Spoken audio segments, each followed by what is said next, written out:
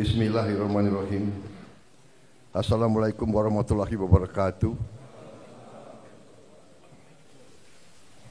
Selamat sore, salam sejahtera bagi kita sekalian. Shalom, salve om swastiastu, namo buddhaya, salam kebajikan.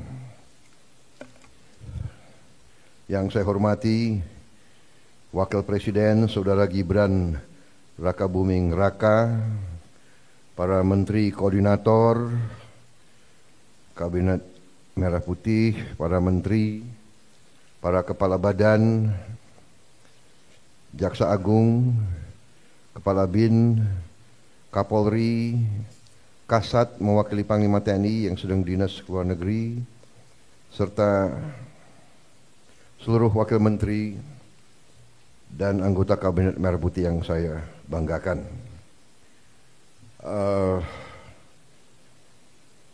Hari ini saya mengundang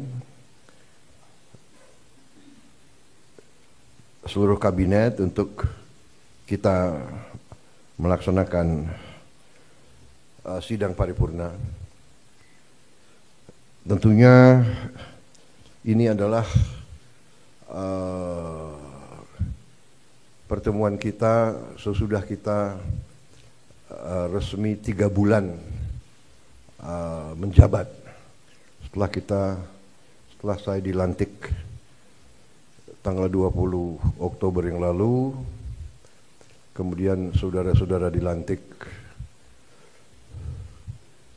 besok harinya tanggal 21, dan para wakil menteri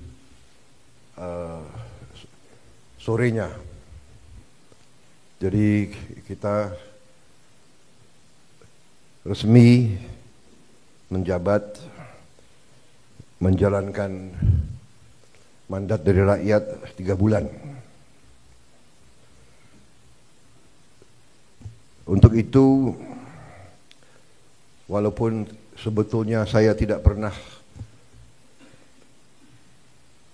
bekerja dengan target ratusan hari atau bulanan, tapi bagaimanapun itu merupakan suatu tonggak, suatu tahap yang kita selesaikan. Dan untuk itu saya kira secara objektif kita boleh bangga bahwa kita telah menunjukkan suatu hasil yang menuju kepada sasaran-sasaran kita. Saya apresiasi kerja saudara-saudara sekalian. Saya merasakan dan saya menilai kabinet kita sekarang bekerja sebagai satu tim. Saya merasakan ada suatu kekompakan, suatu kerjasama yang baik. Di sana sini tentunya masih harus kita perbaiki, itu wajar, ya. Tetapi yang saya rasakan adalah semua menteri, semua wakil menteri punya keinginan yang sangat keras untuk memberi hasil kepada rakyat. Itu yang saya rasakan. Dan saya ingin mengucapkan terima kasih kepada saudara sekalian. Demikianlah yang diharapkan rakyat kita. Kita berada di trajektori yang benar, ya. Saudara-saudara sekalian,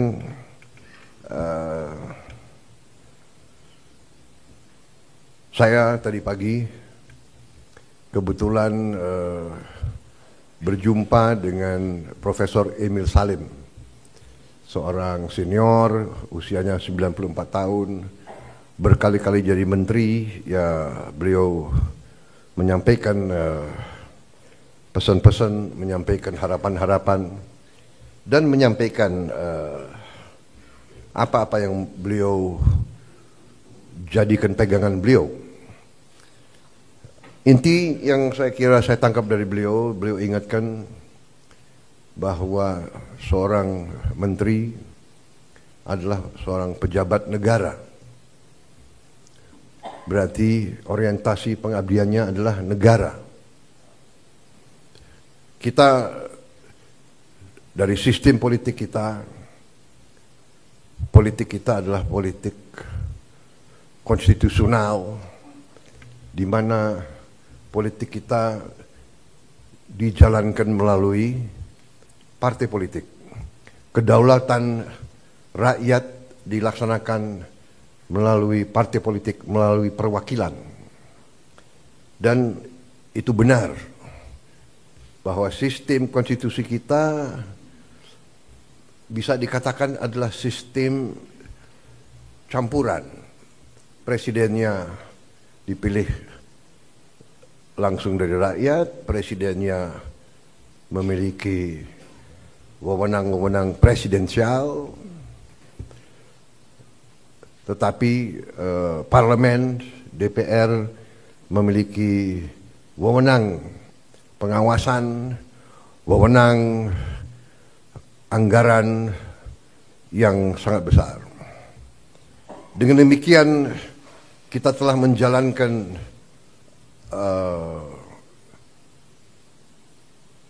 statecraft kita, bernegara kita telah jalankan dengan tahap demi tahap, tahun demi tahun, melalui pengalaman, melalui cobaan, melalui rintangan, tapi tahap demi tahap kita telah maju, telah menyelesaikan masalah-masalah bangsa dan masalah-masalah negara. Dengan demikian, saudara-saudara, apa yang tadi disampaikan sebagai harapan para senior kita diingatkan bahwa sebagai pejabat negara, orientasi kita pertama untuk negara. Kita memang ada yang berasal dari partai politik, ada yang berasal dari organisasi kemasyarakatan dan sebagainya. Ada yang berasal dari dunia akademi, dunia ilmuwan, ada yang dari NGO, dari LSM. Tapi begitu kita sudah disumpah, begitu kita menjabat sebagai pejabat negara, orientasi kita, kepentingan kita adalah untuk negara. Dan untuk itu saya ucapkan terima kasih karena saya rasakan walaupun begitu banyak tokoh-tokoh dari berbagai latar belakang, tapi yang saya rasakan sekarang orientasi kita adalah kepentingan negara, kepentingan rakyat. Dan saya kira ini dirasakan oleh rakyat kita. Saudara-saudara, dari hasil sementara kita merasakan bahwa pemerintah kita efektif. Di akhir tahun 24, liburan hari Natal, tahun baru, berjalan dengan lancar, dengan aman. Untuk itu, saya ucapkan terima kasih kepada seluruh pejabat terkait dan jajarannya yang telah bekerja keras, Menko Polkam, Menko Infrastruktur, Menko Pangan, semua Menko, Kapolri, Panglima TNI, yang bekerja keras menjamin keamanan, keselamatan, Menteri Perhubungan, Menteri BUMN, dan semua menteri-menteri lain yang saya monitor turun ke bawah, turun ke lapangan, monitor perkembangan. Kita juga membuktikan bahwa pemerintah kita efektif. Pemerintah kita bisa menjalankan administrasi negara dengan handal. Saudara-saudara, bagaimanapun di bulan-bulan yang kritis tersebut biasanya ditandai oleh banyak kecelakaan lalu lintas, ditandai oleh ketersediaan bahan pangan, bahan-bahan pokok yang penuh dengan fluktuasi harga dan sebagainya. Kali ini kita berhasil untuk menjalankan suatu keadaan yang stabil, penuh ketenangan, penuh kesejukan. Di tengah banyak dunia dilanda konflik, ketegangan, krisis, bahkan perang, kita mampu menjaga kesejukan, ketenangan, perdamaian di negara kita. Saudara-saudara sekalian, saya juga terima kasih dalam 3 bulan kita telah memberi bukti kepada rakyat kebijakan-kebijakan kita adalah kebijakan-kebijakan yang berpihak kepada rakyat, berpihak kepada kepentingan negara. Yang pertama tentunya saya menyampaikan apresiasi kepada Menteri Keuangan dengan semua timnya yang telah menyusun APBN dengan baik, dengan cermat, kerja keras, karena saya terus-menerus monitor, saya terus-menerus menuntut penghematan, efisiensi. Saya menuntut keberanian memotong hal-hal yang tidak esensial. Saya tegaskan bahwa kriteria anggaran yang akan kita laksanakan, kriteria pertama adalah harus bisa menciptakan lapangan kerja. Sudah saya katakan berkali-kali. Kedua, harus meningkatkan produktivitas. Produktivitas ini harus bisa diukur dengan kuantifikasi. Berapa devisa yang dihasilkan? Berapa devisa yang dihemat?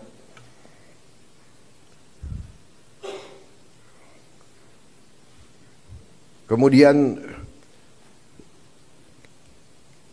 kriteria selanjutnya adalah harus mengarah kepada swasembada pangan dan swasembada energi.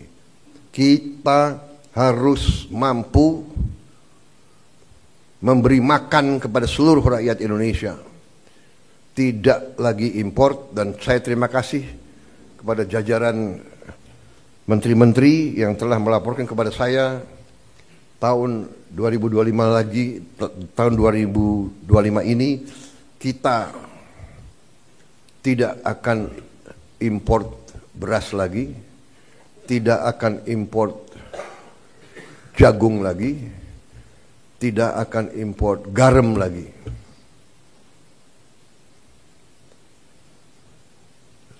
Artinya, target yang saya berikan kepada kabinet bahwa Indonesia kita harus swasembada pangan dalam waktu 4 tahun.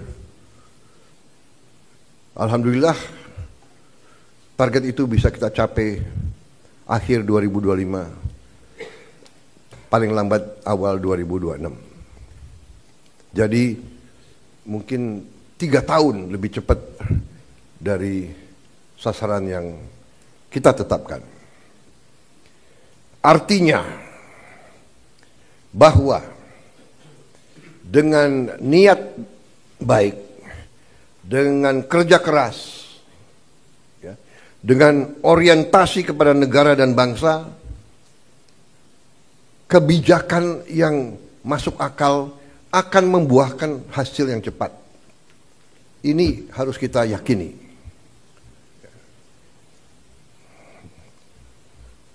Kemudian kriteria selanjutnya adalah harus bisa memberi terobosan teknologi.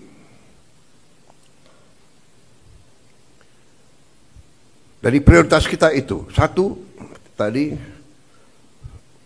bahwa harus menciptakan lapangan kerja. Tingkatkan produktivitas, swasembada pangan, swasembada energi. Dengan swasembada pangan dan swasembada energi kita aman. Kita tidak boleh bergantung kepada sumber di luar negeri. Sudah berkali-kali saya tekankan itu. Dalam krisis dunia tidak ada negara yang akan mengizinkan pangan keluar dari negaranya. Ini sudah hukum sejarah. Dan kriteria selanjutnya harus bisa menghasilkan terobosan teknologi. Berarti pengeluaran investasi untuk sumber daya manusia, untuk pendidikan, untuk sains dan teknologi, ini termasuk sesuatu yang vital dan sesuatu yang harus kita jalankan. Jadi saudara-saudara, saya tegaskan kembali bahwa hal-hal di luar itu yang bersifat seremoni, upacara, merayakan ulang tahun ini, ulang tahun itu, hari ini, hari itu, kita tidak anggarkan. Perayaan sejarah, perayaan ulang tahun laksanakan secara sederhana di kantor, di ruangan. Kalau perlu yang hadir hanya 15 orang, sisanya divikonkan.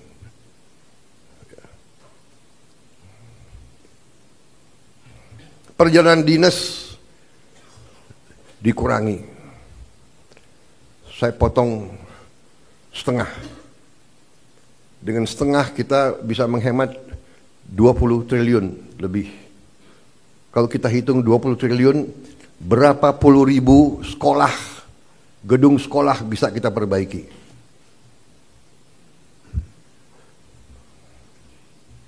Jadi saya katakan benar-benar bahwa saya sangat serius dalam hal ini. Saya minta loyalitas semua menteri, semua kepala badan untuk patuh dalam hal ini, ya. Dan saya terima kasih kepada tim keuangan yang telah menjalankan penyisiran, kajian terhadap anggaran sampai serinci-rincinya. Kalau tidak salah, mungkin sampai satuan ke-9 kalau tidak salah. Mungkin pertama kali dalam sejarah, ya, Presiden Republik Indonesia mengecek sampai satuan ke-9. Jadi saudara-saudara pun mungkin tidak tahu anggaran-anggaran tersebut, ya. Karena kita sudah lama jadi orang Indonesia. Tapi ini saya kira sesuatu yang membanggakan. Dengan demikian kita bisa bekerja dengan sangat cepat. Saudara, program makan bergizi kita berjalan. Alhamdulillah, kita telah luncurkan tanggal 6 Januari yang lalu. Sampai sekarang berhasil melayani 650.000 anak-anak kita di 31 provinsi. Ini berkat kerja keras banyak pihak, ya, Kepala Badan Gizi, jajarannya, Mendagri, Menteri Pendidikan Dasar dan Menengah, Menteri Bappenas, Menteri Desa, Menteri BUMN, Menteri Kesehatan, Panglima TNI, Kapolri, para kepala sekolah, para gubernur, bupati, tentunya Menteri Keuangan, dan untuk Januari sampai April 2025, program ini sasarannya adalah 3 juta anak.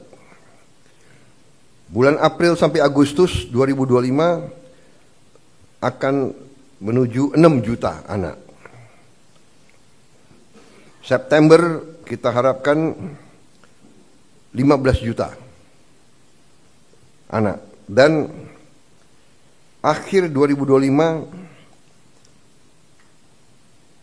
target kita adalah semua anak-anak Indonesia bisa dapat makanan bergizi. Saudara-saudara, terima kasih kerjasama ini. Seluruh kementerian lembaga ikut mengamankan dan menyukseskan program ini. Kita akan bersinergi dengan pemerintah daerah, gubernur, bupati, wali kota, dan seluruh perangkat daerah. Saudara-saudara, ini adalah masalah strategis. Kita memperkuat masa depan Indonesia. Anak-anak Indonesia harus kuat, harus cerdas, harus semangat, harus sekolah dengan baik. Saya percaya dalam waktu yang tidak lama kita akan melihat peningkatan hasil kemampuan akademis anak-anak kita. Saya juga bertekad untuk melakukan langkah-langkah intervensi kepada semua sekolah di Indonesia.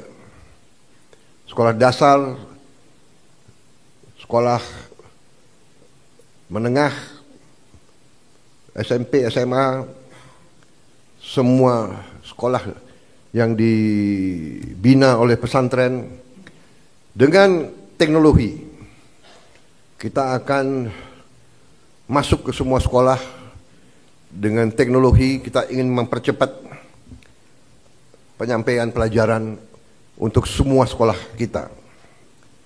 Saudara-saudara, saya juga berterima kasih kepada Menko Perekonomian dan tim ekonomi yang telah menggagas, menyusun konsep-konsep yang diwujudkan dalam produk-produk, dalam kebijakan-kebijakan yang pro rakyat, penghapusan hutang kepada petani dan nelayan yang mengalami kesulitan membayar sekian belas tahun, kemudian juga berbagai bantuan langsung, berbagai bantuan mengurangi kewajiban-kewajiban terutama rakyat yang di golongan yang paling bawah dan paling lemah. Saya kira nanti mungkin Menko Perekonomian dengan Menteri Keuangan bisa juga jelaskan ke masyarakat berapa kebijakan-kebijakan yang telah kita lakukan. Kita juga dalam waktu dekat kita juga akan mewajibkan semua perusahaan yang menerima kredit dari bank pemerintah harus menempatkan hasil penjualan ekspornya di bank di Indonesia. Saya kira ini hanya wajar, ini masuk akal. Mereka berusaha dengan dana yang bersumber dari rakyat Indonesia.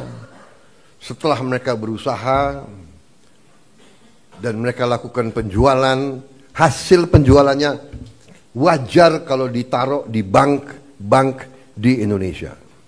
Ini saya kira segera akan keluar dan akan berlaku kurang lebih 1 bulan yang akan datang. Ya. Jadi ini adalah sesuatu yang logis, yang masuk akal. Kemudian saya juga sudah memberi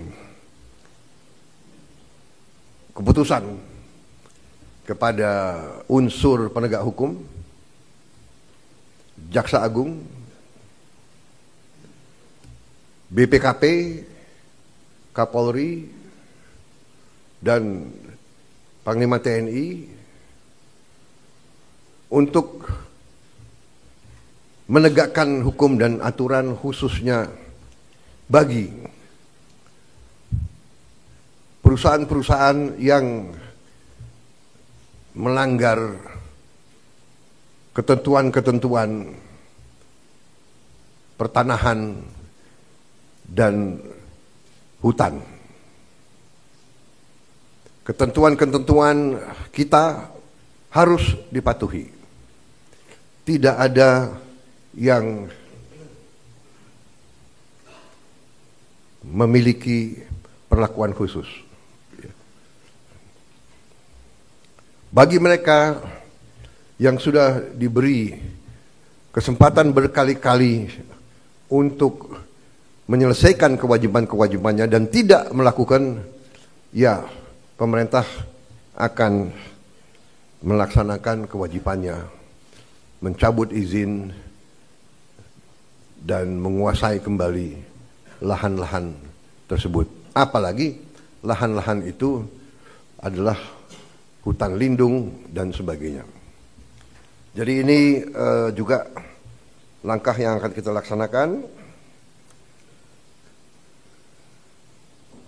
Saudara-saudara sekalian, saya juga sangat berterima kasih kepada banyak jajaran. Baru hari Senin kemarin saya mendapat kehormatan meresmikan 37 proyek strategis ketenaga listrikan nasional, mencakup 26 pembangkit listrik dengan kapasitas total 3,2 gigawatt serta 11 jaringan transmisi dan gardu induk di 18 provinsi. Sebagian besar dari pembangkit listrik ini adalah energi bersih, energi terbarukan. Saya kira kalau dicek nanti, ini mungkin peresmian terbesar dalam satu hari. Ini menunjukkan daya kemampuan kita. Ya. We can do it. Dan ini saya harus sampaikan bahwa ini hasil kerja keras pemerintah-pemerintah sebelum pemerintah kita. Jadi marilah kita selalu menghormati semua pihak, semua yang telah bekerja keras, pendahulu-pendahulu kita. Kita sampai di sini bukan seketika. Kita sampai di sini karena perjalanan jauh. Pembangunan suatu bangsa bukan pembangunan 1 tahun, 5 tahun, 10 tahun. Pembangunan suatu bangsa adalah puluhan tahun. Apa yang dirintis Bung Karno, kita nikmati sekarang. Apa yang diteruskan oleh Pak Harto, kita teruskan, kita nikmati sekarang. Demikian, presiden demi presiden, Pak Habibie, Gus Dur, Ibu Mega, Pak Jokowi, ini terus. Jadi contohnya saya baru 3 bulan menjabat, saya sudah resmikan proyek yang dilaksanakan mulai 2015, bayangkan.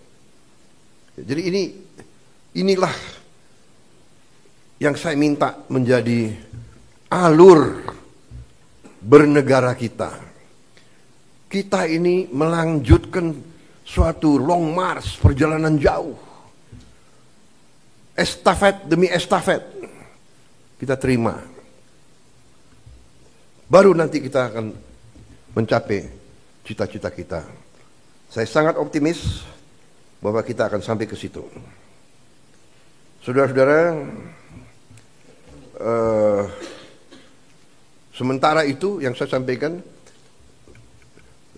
teman-teman media saya kira cukup banyak bahan ya. Sekarang akan saya sampaikan hal-hal yang belum perlu Anda dengar. Kan begitu kan? Saya kira media ini masih muda-muda ya. Jadi ada hal-hal yang kalau orang tua bicara yang muda-muda ya, yang muda-muda, anak-anak biasanya tunggu di luar. Kan begitu kan? Ya. Terima kasih sementara. Ya.